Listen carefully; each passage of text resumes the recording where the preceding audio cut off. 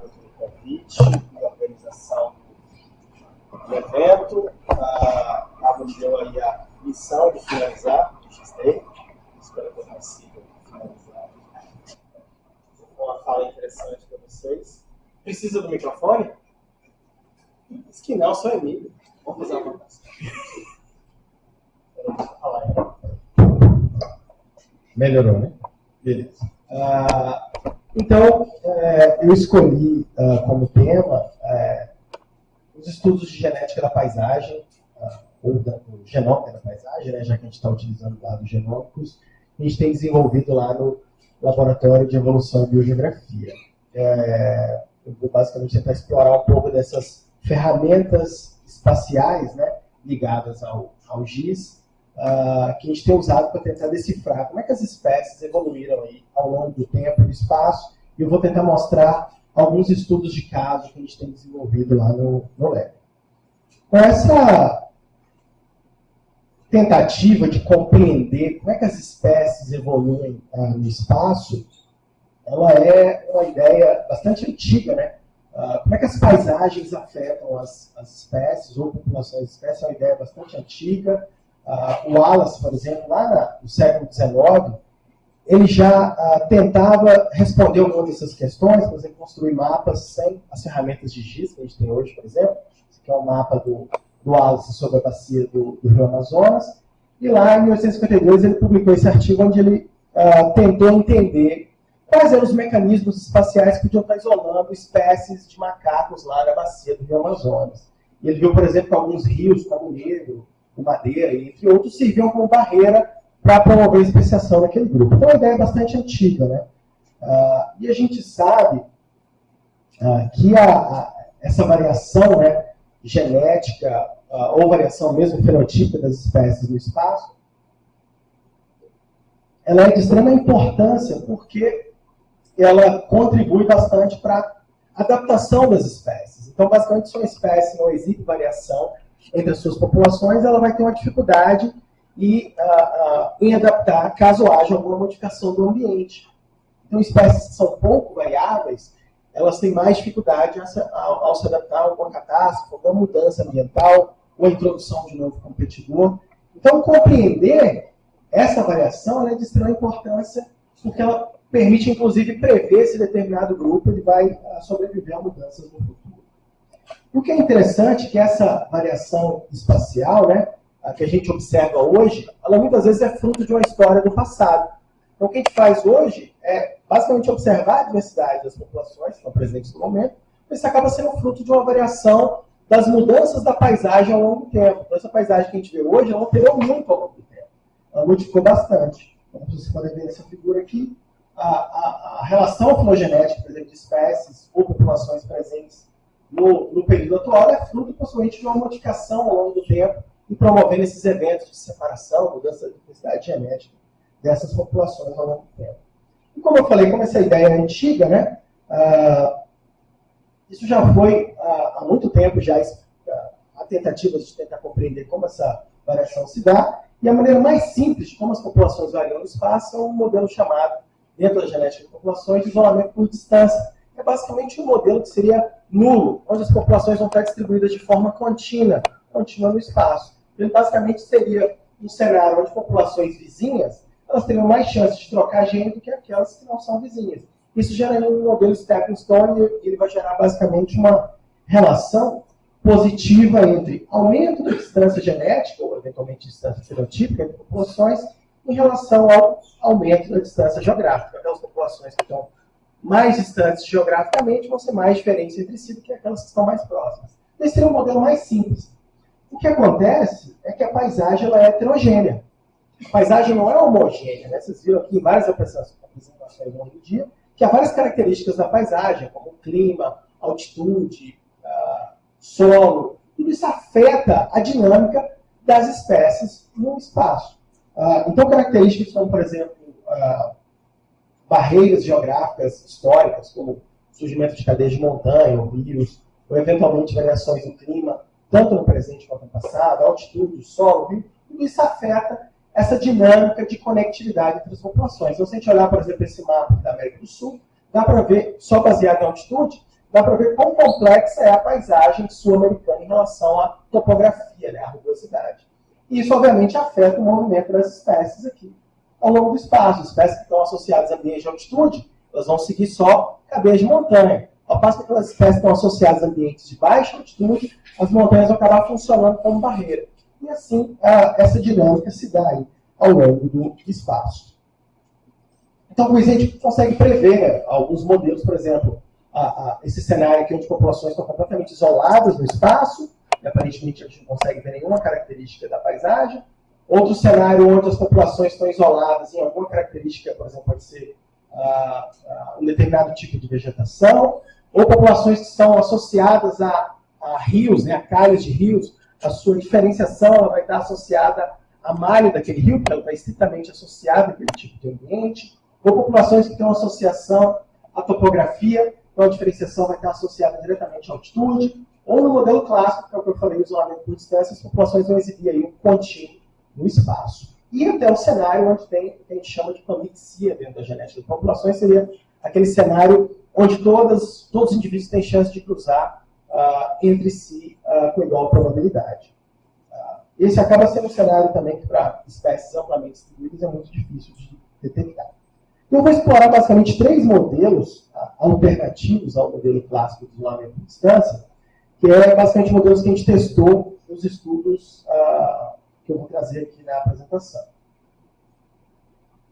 Um desses modelos é o que a gente chama de isolamento por barreira, onde barreiras históricas, né, surgiram ao longo do tempo, ela pode isolar populações e com isso promover a diferenciação e, eventualmente, especiação.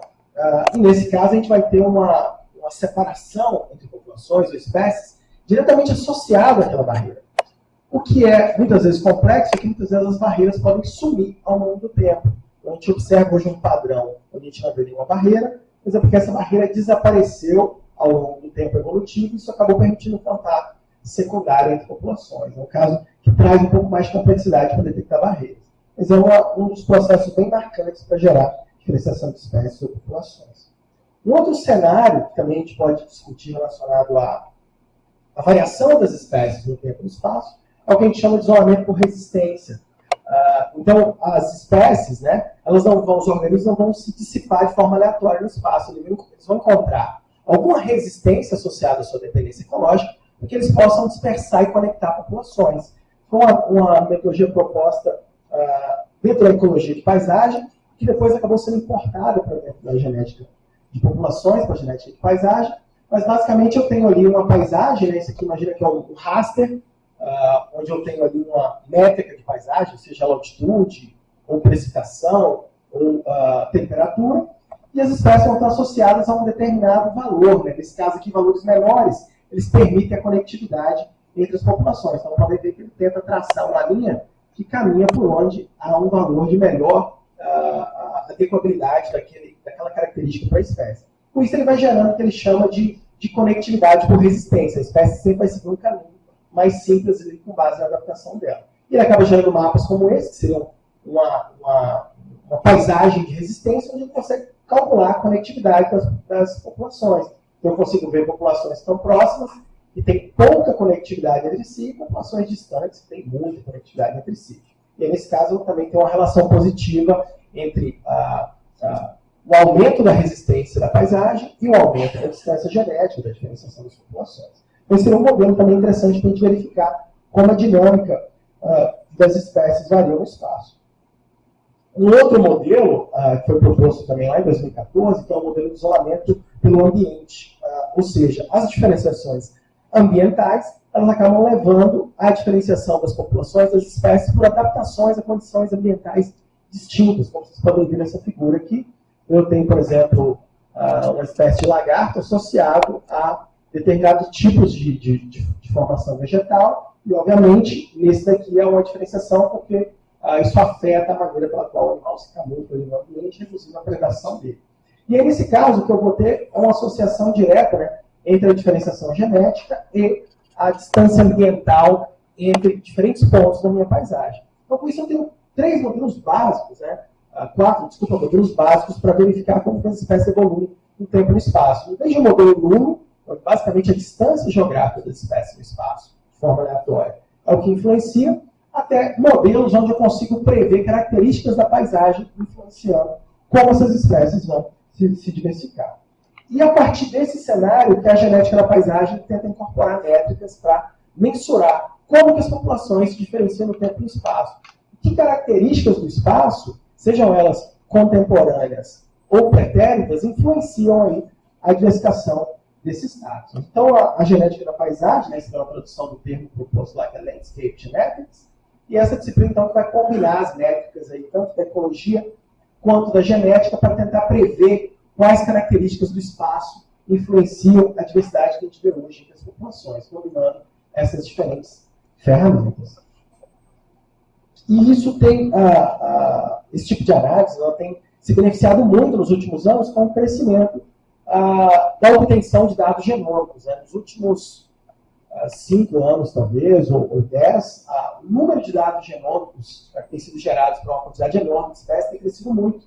Então, a gente saiu de um cenário onde a gente sequenciava 1 ou 2 genes de uma região genômica restrita das espécies para cenários que a gente atualmente consegue ter sequenciamento de regiões gênicas ou por amostragem de regiões gênicas, mas com uma ampla cobertura do genoma, ou até cenários onde a gente tem sequenciamentos genômicos completos. E tudo isso tem permitido fazer inferências populacionais muito mais apuradas. Né? A gente consegue, de fato, ter uma estimativa da variação genética com base em todo o genoma da espécie. E com isso eu vou mostrar alguns estudos de caso onde a gente testou algumas dessas hipóteses de diversificação aí das espécies no tempo e no espaço para estudos que a gente tem desenvolvido lá no LEB. Então, como essas ferramentas genômicas, elas têm permitido a gente compreender a evolução espaço-temporal de algumas espécies. E eu vou mostrar o primeiro sistema, que é um dos favoritos lá do laboratório. A gente tem alguns estudos desenvolvidos nessa região, que são esses enclaves de floresta úmida que ocorrem no meio da Caatinga.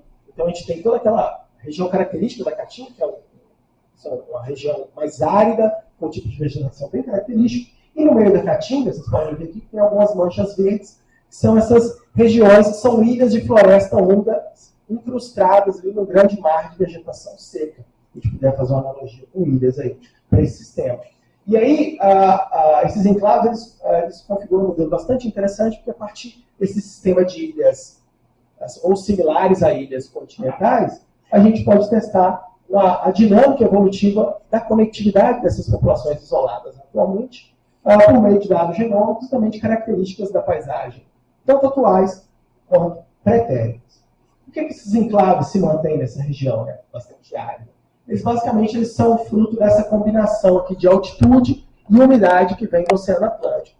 Então, geralmente, esses enclaves eles vão estar bem próximos à região da costa, porque eles precisam de umidade do oceano, e quando a gente tem uma determinada altitude, ele acaba retendo, né, capturando essa umidade, formando essas ilhas de vegetação mais úmida no meio de uma região árida.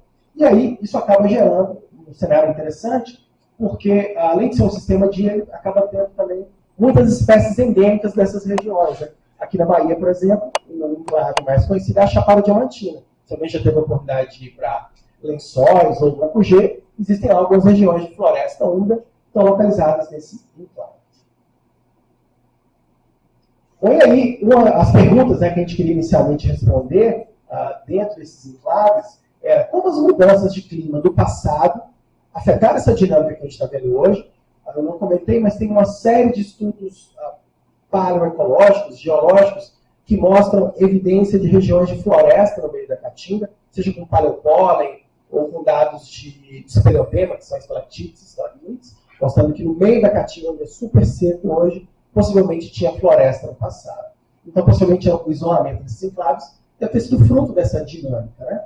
E como as espécies se distribuem nesses enclaves responderam a essas mudanças, né? Justamente com base naquelas teorias lá, ou modelos de isolamento das espécies da paisagem. O primeiro estudo que a gente fez dos enclaves foi esse trabalho do doutorado do Mário, que foi publicado em 2019, onde a gente usou esses modelos de distribuição que vocês viram aqui ao longo das apresentações da manhã, que eu não vou entrar em detalhe, mas basicamente o que a gente fez foi pegar várias espécies de árvores lenhosas que viviam que ocorrem nessas regiões, são espécies de floresta, e tentar prever como era a distribuição desses enclaves ao longo do final do Quaternário. Então, pegando desde o final do Pleistoceno, aquela última mudança climática, caminhando até as mudanças do Holoceno. E o que a gente observou é que, diferente do esperado, no último máximo glacial, a distribuição desses enclaves era muito maior do que a distribuição que a gente vê atualmente. Então, um dos modelos bem clássicos para a evolução de florestas na América do Sul é a chamada teoria dos refúgios, né? Onde, durante as glaciações, as florestas não teriam encolhido de tamanho, e quando elas encolheram, isolaram as populações. E o que a gente viu para esses enclaves, eles se comportaram de maneira completamente distinta do esperado. E a gente foi atrás da literatura. Primeiro a gente olhou, aqui se falou desses pontos amarelos, são dados desses estudos paleoecológicos que eu comentei. Então a gente vê que onde tem registro de floresta úmida ao longo do Quaternário da Caatinga, ele concordou bastante com o nosso modelo de paleodistribuição.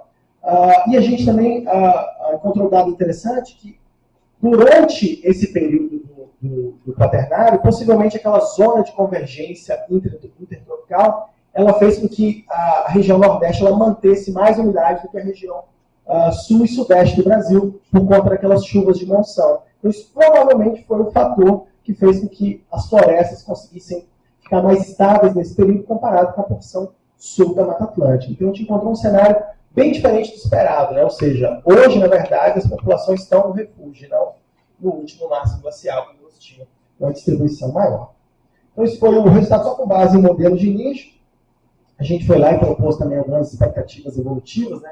A gente esperaria que todas as populações teriam sofrido declínio na sua diversidade genética, porque tem uma redução aí de indivíduos na população. E aí, para testar esse cenário, a gente escolheu duas espécies de pássaros que são endêmicos dessa região, que é o Sclerurus cearensis e a Conopofaga ceara. Aqui são mapas com as ocorrências dessas espécies. A luz não está ajudando muito, mas dá para ver os pontinhos onde elas ocorrem. Basicamente, essas duas espécies são endêmicas desses enclaves de floresta úmida, elas não ocorrem em outras regiões.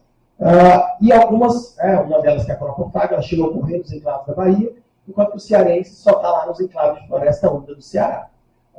Esse artigo foi aceito na semana passada até, e o que a gente fez foi pegar dados genômicos em larga escala para essas espécies. Então a gente obteve aí cerca de 2 a 3 milhões de reads, seriam basicamente regiões genômicas sequenciadas para cada indivíduo dentro dessas populações, e para o N aí que cobria basicamente os enclaves onde eles ocorrem. E a gente queria bastante testar aquelas perguntas anteriores, né, que a gente viu lá no modelo de nicho, modelo de distribuição, que é basicamente como as mudanças do Quaternário afetaram essas espécies, e se a gente ia conseguir comprovar essa ideia de que, já que a floresta era maior no último máximo glacial, a nossa expectativa hoje é que todas as populações estejam em declínio, se o nosso modelo de paleodistribuição estiver correto, com base nas árvores lá. E a gente também queria testar se há diferenças genéticas entre essas populações nos diferentes enclaves. Ou seja, elas estão isoladas hoje. Mas quanto há de diferença entre elas? Qual a relação e fluxo gênico entre essas diferentes manchas de enclave? Há enclaves que tiveram mais conectividade entre si, quando comparado com outros. Então, o que a gente fez, primeiro, são algumas inferências de estrutura populacional. Então, a gente pega esses dados genômicos, né, e aplica métodos para tentar prever quantas populações existem ali. Esse aqui é um PCA clássico, né, que faz para qualquer coisa em biologia, que a gente tem dado multivariado. A gente dá para ver que, aparentemente, os enclaves são bem diferenciados, com base nos seus alelos, nos seus genes. E quando a gente tenta aplicar um modelo que prevê quantas populações existem naquele conjunto de dados, a gente encontrou que, tanto para a Conopofaga quanto para a Sclerurus, a gente tem, basicamente, 3 populações. Então, aqui para a Conopofaga seria a população na Bahia, uma outra que envolve aqui o oeste do Ceará, e mais uma outra população mais aqui próximo do Pernambuco da Paraíba. E a gente encontrou uma região interessante em Baturité que aparentemente tem mistura dessas duas populações, fruto de que há uma dispersão para dentro desse enclave, fruto de um fluxo gênico que tem acontecido no passado. Para Sclerurus também o mesmo cenário, 3 populações, uma aqui distribuída ao longo dessa serra do Ibiapaba e também Araripe, uma outra aqui na Serra do Machado, uma outra que junta Maranguape e Baturité, e de novo no Buretama, que é próximo ali de de Baturité tem também bastante mistura entre enclaves, como vocês podem ver aqui no gráfico de ancestralidade genômica desses indivíduos. E o que a gente fez? Vamos testar, então, quais barreiras espaciais podem ter isolado essas espécies. O primeiro teste que a gente fez foi aplicar uma métrica de migração espacial das populações. Isso aqui ele basicamente vai espacializar a probabilidade que os indivíduos que estão em diferentes populações têm de trocar genes entre si. E a gente vê que tem as áreas, né, mais próximas do marrom são áreas onde o fluxo gênico é bem baixo, que indica a barreira, e as áreas mais próximas do azul são áreas onde eu tenho muita conectividade. Então dá para ver que tem uma grande barreira, né, separando aqui a região da Bahia, o oeste, o leste aqui, desculpa, que é Pernambuco e Paraíba, e a região do Ceará, e ele gera um dado interessante, onde populações lá do Ceará que estão bem próximas, geograficamente tem pouquíssima conectividade genética. Um fruto que, aparentemente, a distância geográfica sozinha não está conseguindo explicar a diferenciação, né, das populações dessa espécie. A mesma coisa acontece aqui, né? Eu consigo ver populações que estão distantes geograficamente, com um certo grau de fluxo gênico, e populações que estão mais próximas, elas têm pouca evidência de migração. E isso possivelmente está associado com o grau de rugosidade da paisagem. Como essas espécies estão restritas a ambientes de altitude que tem floresta, a gente pode ver, por exemplo, que essas populações que têm pouca conectividade, elas estão em vales. Elas estão separadas, desculpa, por vales. Elas estão em áreas altas, mas sem uma cadeia de montanha conectando elas.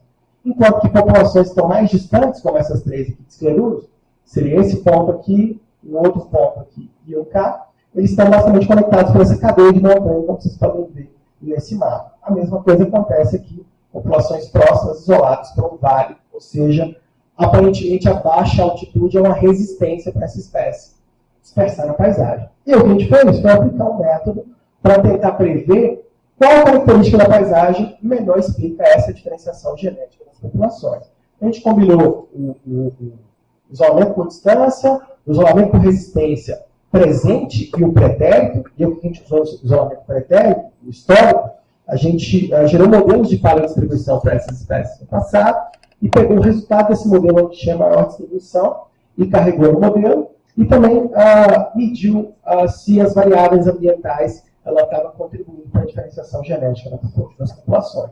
E o que a gente viu que para a conopofaga, o isolamento por distância teve maior contribuição, ou seja, a distância geográfica aparentemente explica bastante a variação em conopofaga, e para escleruros, o que a gente viu é que a resistência histórica, ou seja, as áreas de adequabilidade com maior probabilidade no passado, ou seja, que conectaram aqueles enclaves que estão hoje isolados, possivelmente tiveram uma influência na variação genética dessas espécies. Então, a gente mostrou que tanto a distância atual quanto a resistência histórica podem estar influenciando a dinâmica de conectividade dessas espécies nessas ilhas de floresta. A gente também olhou para a demografia, né, para entender quando que houve aí uma mudança do tamanho efetivo da população, e a gente viu que de forma, que a gente chama na genética de populações, de forma sincrônica, né, há uma concordância temporal nessa dinâmica, para praticamente todas as linhagens teve um decaimento do tamanho populacional do passado para o presente, ou seja, as populações eram muito maiores no passado do que atualmente. Aqui seria um gráfico que mostra o tamanho da população, e aqui é o presente, aqui é o passado, e dá para ver que por volta de 10 a 1000 anos há um declínio populacional para todas essas populações que a gente analisou. Esse aqui é um outro teste que mede a mesma coisa, mas basicamente usando simulação de coalescência. Então a gente gerou também esses modelos de nicho, né, que vão desde o presente até o máximo interglacial, e dá para ver que num período, ele está passando a animação, mas dá para ver quando chegar no período que é chamado de Boring-Euler-Roth, que é justamente esse, é onde a gente encontrou a maior distribuição dessas duas espécies ao longo de áreas que hoje são áridas. Então, possivelmente, essas mudanças nesse período Boring-Euler-Roth, vocês podem ver no gráfico aqui, que são basicamente um aumento abrupto da umidade num curto período de tempo, ele propiciou a expansão desses enclaves e um colhimento da caatinga durante esse período. Engraçado que a gente tem trabalhos lá com outros organismos endêmicos de caatinga mesmo, no laboratório, e eles concordam perfeitamente com esse resultado. Nesse período Boring-Euler-Roth, os organismos de caatinga eles reduzem a sua distribuição a cerca de 10% do que era no passado, então mostrando que esses enclaves e a caatinga eles ficaram alternando a distribuição ao longo das mudanças de clima do quaternário. Pensando que isso, aqui a gente olhou o último, né? Mas durante o quaternário houveram aí dezenas de mudanças de clima. Então a caatinga expandia, depois ela encolhia, o enclave expandia, e isso foi acontecendo diversas vezes, e as espécies que são dependentes dessas áreas estavam flutuando com ela. Então, esse foi o resultado desse estudo de caso. Então, o que a gente viu é que esses enclaves, né, eles foram maiores no passado, indo contra a expectativa que tinha na literatura. Eles são relictos de uma floresta que era mais ampla, e a combinação entre o clima atual e, a altitude e o clima pretérito, ele pode ter levado aí à diferenciação dessas populações, por conta especialmente desse cenário aqui, que a gente vê um sincronismo na diferenciação das populações. Um outro estudo que a gente também está desenvolvendo lá no laboratório é o estudo do doutorado do César, espero que ele tenha feito agora em dezembro, vai dar tudo certo. O César é aluno do PPG Bioevo, e o César trabalhou, então, com lagartos endêmicos de formação de restinga que vão aqui de Salvador até a foz do Rio São Francisco. Basicamente, são essas restingas que são formações de areia, né, que ficam próximas da Mata Atlântica, na verdade, na transição entre a Mata Atlântica e o ambiente marinho. E aqui ao norte de Salvador, né, que vai desde aqui da Lagoa do Abaeté até lá a foz do São Francisco, tem essas formações de areia branca. São dunas que têm uma formação pleistocênica, né? São dunas onde o sedimento já foi lavado, então são dunas mais antigas. E tem algumas espécies de lagartos que são endêmicas dessas dunas de areia branca. E é interessante que elas estão distribuídas aqui ao longo de toda a costa, então que são fotos de satélite, vocês podem ver, essa daqui é ali próximo do aeroporto, a Lagoa do Abaeté, e aqui é uma próximo, se não me engano, de Massarandupió. E aí, o doutorado do César explorou algumas coisas com esse lagarto, mas um dos capítulos queria perguntar se há diferenças genômicas entre as manchas de areia branca, essas manchas de areia que estão distribuídas aí desde daqui da Lagoa do Abaeté até a foz de São Francisco. Porque o que a gente vê é que elas não são contínuas. Obviamente, essa aqui está influenciada pela antropização, a gente já acabou acabando, né, destruindo muito ali dessas dunas, mas em regiões onde elas têm ainda uma distribuição que lembra muito a original, dá para ver que tem hiatos, né, tem momentos onde a foz de um rio avança e ele acaba isolando essas manchas de areia. E eles são restritos a esse tipo de ambiente. Então eu queria ver se essas características da paisagem, elas influenciam a diversificação desses lagartos e se isso tem uma relação com mudanças que aconteceram no quaternário. Tanto mudanças do nível do mar, já que o mar ficou mais baixo nos períodos de glaciação, ou seja, gerando mais oportunidade de ambientes costeiros, já que a plataforma continental foi exposta, e também algumas remodelações dessas dunas pelo aumento da incidência de ventos. Aqui é só uma figura para mostrar, então, justamente o que a gente está estudando são as dunas que estão aqui no MIS 5 e no MIS 9, que são períodos aí do Pleistoceno, onde essas dunas são datadas. Tem bastante estudo geológico sobre essas dunas aqui ao norte de Salvador. O pessoal do grupo do Instituto de Geociências trabalha com essas dunas, inclusive ele é colaborador desse trabalho, que é o professor Adil. Mas o que a gente pode ver então, que a gente pegou ali 3 espécies que são endêmicas dessas manchas de areia, que são 3 lagartinhos, que é o tronco do Musígamo. Ele está distribuído aqui desde a Lagoa do Abaeté até lá perto da foz do São Francisco, essa distribuição em branco aqui. A outra espécie é o Glaucomastix abaetensis, que ele está distribuído também da Lagoa do Abaeté até, se não me engano, Costa Azul, também, o César está ali para me dar peça. Costa Azul, e o outro que vai da região próxima ali à foz do Rio Real, até, que é o Glaucomastix abaetensis, até a próxima foz do São Francisco. Então a gente tem essas 3 espécies. O que é interessante é que a gente já tinha feito alguns estudos genéticos com Tropodurus ígamo, com base em um gene mitocondrial, e vi que as populações são bem diferentes ao longo da distribuição, embora não tenha escrito nenhuma espécie adicional aqui dentro. E para o Glaucomastix abaetensis e itabaianensis, essa espécie aqui itabaianensis foi descrita recentemente, em 2019, a partir de uma diferenciação genética populacional observada aí no estudo de filogeografia dessa espécie. Eles viram características morfológicas associadas com essa população ao norte e propuseram essa nova espécie. E o que a gente fez, então, foi comparar a variação espacial de Tropodurus ígamo e a variação espacial do Glaucomastix itabaianensis mais abaetensis, já que eles têm a mesma magnitude de variação com base em estudos prévios. E aí, de novo, obteve dados genômicos em larguíssima escala, pegando aí mais de 100 SNPs para cada uma das espécies. SNPs é basicamente mutações únicas ao longo do genoma dessas espécies, isso distribuído ao longo de vários cromossomos. E o que a gente viu é que essas populações, esses lagartos, estão altamente diferenciadas nas manchas de areia. Então, basicamente, quase que cada localidade amostrada é uma população diferente.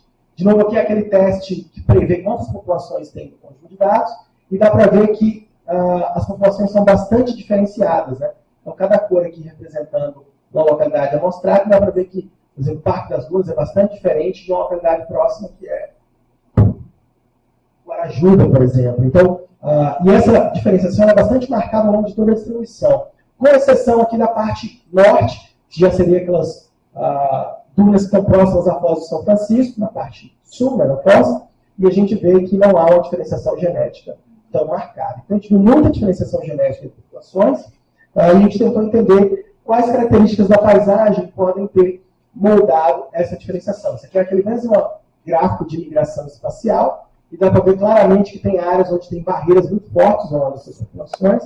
Basicamente, são essas três barreiras mais fortes aqui, que separam então a região do Baixio e Costa Azul, uma outra separando Costa Azul da RPP Caju, e uma que isola o Parque Nacional de Itabaiana, como vocês podem ver aqui no mapa. E essas barreiras elas são associadas com rios, essas fozes de rio que geram essas regiões de mangue, isolando as populações de lagarto. E é interessante que essa população lá no Parque Nacional de Itabaiana é um relíquio de uma restinga que existia lá no passado, quando o mar era muito mais alto, e o mar foi baixando de nível, que acabou isolando lá essa população, e a gente viu que ela é bastante diferente geneticamente para as duas espécies, como vocês podem ver aqui, tanto para os Oropidurus, quanto para o parzinho de espécies aí de Glaucomares. Então, ela é bastante diferenciada, e ela é um relíquio de uma distribuição maior, e muito provavelmente ela não tem mais fluxo gênico nas populações atuais. Na verdade, a gente viu que o fluxo gênico é reduzidíssimo entre a maioria das populações, e são espécies ameaçadas numa área que tem constante pressão antrópica, né? Então, a gente tem muita história evolutiva, com aparentemente pouca proteção para elas, e elas estão num nível de diferenciação genética muito elevado, fruto de uma dinâmica histórica que aconteceu no passado. A gente olhou para a demografia dessas espécies, um cenário muito parecido com o que eu vi para os passarinhos, houve aí uma redução também no tamanho populacional dessas espécies, de forma quase que sincrônica para todas as populações analisadas, mostrando que, no passado, esses lagartos tinham populações muito maiores do que atualmente. Então, houve aí também redução do habitat ao longo do tempo, e essa redução se deu entre os últimos 10 mil anos, e ela possivelmente está associada com o avanço do nível do mar e a redução do número ou da quantidade de ambiente disponível para essas espécies. E aí, para finalizar, então, nesses lagartos, a gente vê uma elevada estruturação populacional, com presença de 8 grupos genéticos em cada um dos táxons ali, o que é bastante inesperado para uma espécie de distribuição curta, né? Foi um resultado bastante inesperado. E talvez tenha espécies crípticas ali dentro. Um dos trabalhos do CESP, a gente olhou para a variação morfológica, e ela é bastante concordante com a variação genética, que é preocupante, né? Uma área bastante impactada, com espécies que não têm nome ainda, e as áreas sendo desaparecendo por conta da expansão imobiliária ao longo dessas formações dunares ali. Esse declínio sincrônico populacional nos últimos 10 a 50 mil anos, eles estão possivelmente relacionados com essas mudanças, né, da paisagem, tanto pela mudança do nível do mar. Esse aqui é um gráfico que mostra a variação do nível do mar nos últimos 5 milhões de anos. Dá para ver que bem próximo do presente aqui o mar oscilou bastante, ficando muito baixo, reduzindo bastante, cerca de 100 metros do nível atual, chegando no nível atual aí, só recentemente. Então, nos últimos 20 mil anos foi o período que a gente teve o mar mais baixo, né, ao longo de todo o Quaternário. E a gente viu também que possivelmente essas remodelações de dunas, por conta do aumento da incidência de vento durante o Pleistoceno, um processo chamado de blowout, possivelmente também gerou ali afetou a dinâmica populacional dessas espécies, permitindo tanto fluxo gênico em populações isoladas, que tiver algum certo grau de mistura, por exemplo, em praia forte, como também redução no tamanho populacional. Então, com isso, a gente conseguiu tentar contar um pouco da história de como essas espécies evoluíram nessa paisagem bastante complexa e num curto a intervalo espacial.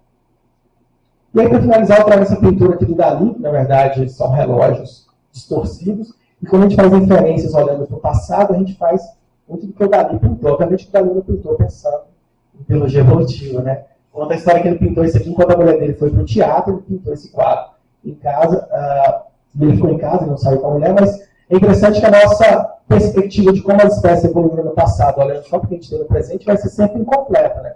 A gente tenta remontar uma história que a gente tem alguns vestígios, que é o padrão atual, mas lembrando que o nosso reloginho aí que está voltando para o passado, ele vai sempre gerar esses relógios distorcidos aí, então a gente tem que sempre interpretar essas alterações no passado, influenciando as espécies atualmente, sempre com muita cautela, porque no fim são só hipóteses de como essas espécies evoluíram.